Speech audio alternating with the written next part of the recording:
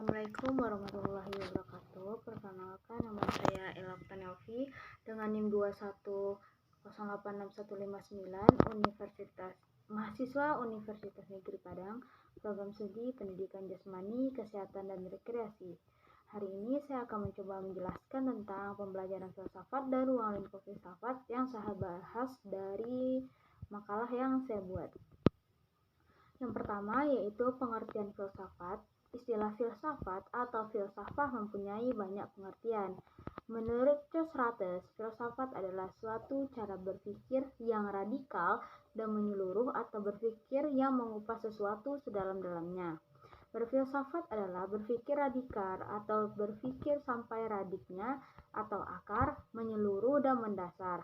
Hal yang sekecil-kecilnya pun tidak luput dari pengamatan filsafat.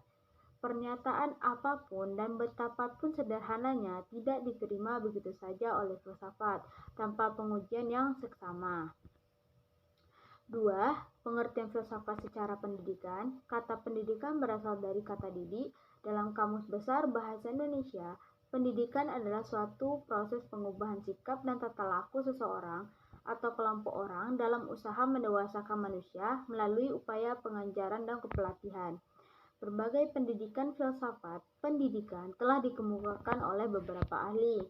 Al-Syaibana mengartikan bahwa filsafat pendidikan ialah aktivitas pikiran yang teratur yang menjadi filsafat tersebut sebagai jalan untuk mengatur, menyelaraskan dan memadukan proses pendidikan.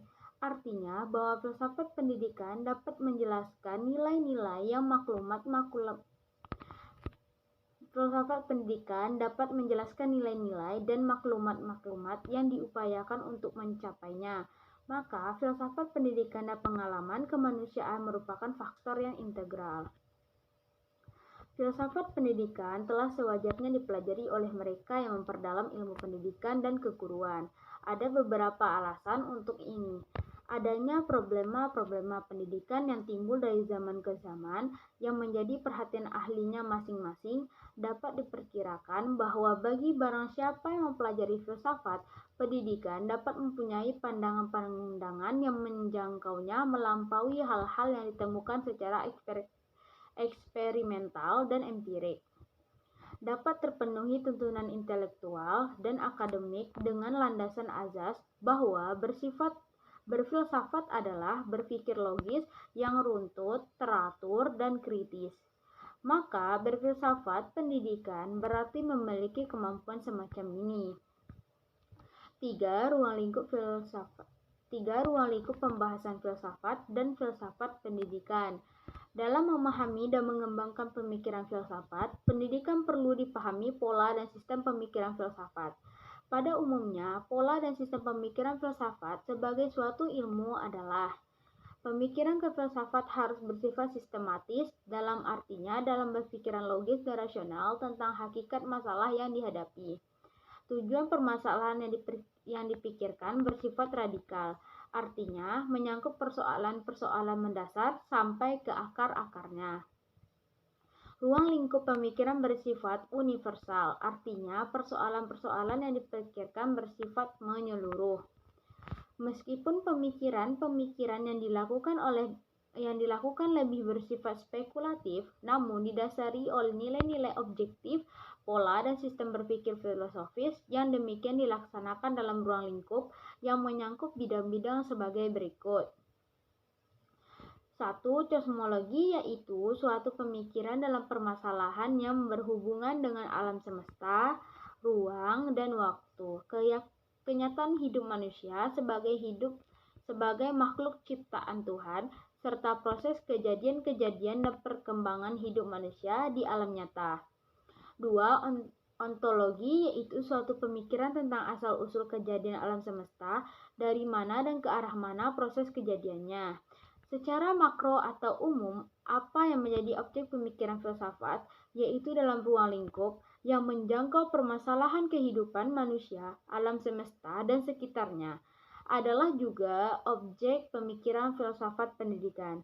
Tetapi secara mikro atau khusus, yang menjadi objek filsafat pendidikan yaitu meliputi A. Merumuskan secara tegas sifat hakikat pendidikan, the nature of education. B. Merupakan sifat hakikat manusia sebagai subjek dan objek pendidikan, the nature of man. C. Merumuskan secara tegas hubungan antara filsafat pendidikan, agama, dan kebudayaan. D. Merumuskan hubungan antara filsafat pendidikan, dan teori pendidikan. F. Merumuskan hubungan antara filsafat negara, ideologi, filsafat pendidikan, dan politik pendidikan, sistem pendidikan. G. Merumuskan sistem nilai norma atau isi moral pendidikan yang merupakan tujuan pendidikan. Dengan demikian, uraian dari tersebut itu diperoleh suatu kesimpulan bahwa yang menjadi objek filsafat pendidikan ialah semua aspek yang berhubungan dengan upaya manusia untuk mengerti dan memahami hakikat pendidikan, yang berhubungan dengan bagaimana pelaksanaan pendidikan dan bagaimana tujuan pendidikan itu dapat dicapai seperti yang dicita-citakan. 4. Hubungan filsafat dan filsafat pendidikan. Pendidikan dianggap sebagai wahana terbaik bagi pewarisan dan pelestarian nilai-nilai yang nyatanya sekedar yang resmi, sedang berlaku dan direstui, bahkan wajib diajarkan di semua sekolah dengan satu penafsiran resmi yang seragam pula. Dinamika sistem pendidikan yang berlangsung di Indonesia dalam berbagai era kesejahteraan akan menguatkan pandangan ini. Betapa dunia pendidikan memiliki keterkaitan sangat erat dengan kondisi sosial politik yang tengah dominan. Fungsi filsafat pendidikan yang pertama, fungsi spekulatif, yaitu berusaha mengerti keseluruhan persoalan pendidikan dan mencoba merumuskan dalam suatu gambaran pokok serta perlengkapan data-data. Filsafat pendidikan berusaha mengerti keseluruhan persoalan pendidikan antara hubungannya dengan faktor-faktor lain yang mempengaruhi pendidikan. Kedua, fungsi normatif sebagai pedoman untuk apa itu pendidikan. Asas ini tersimpul dalam tujuan pendidikan, jenis masyarakat apa yang ideal yang akan dibina.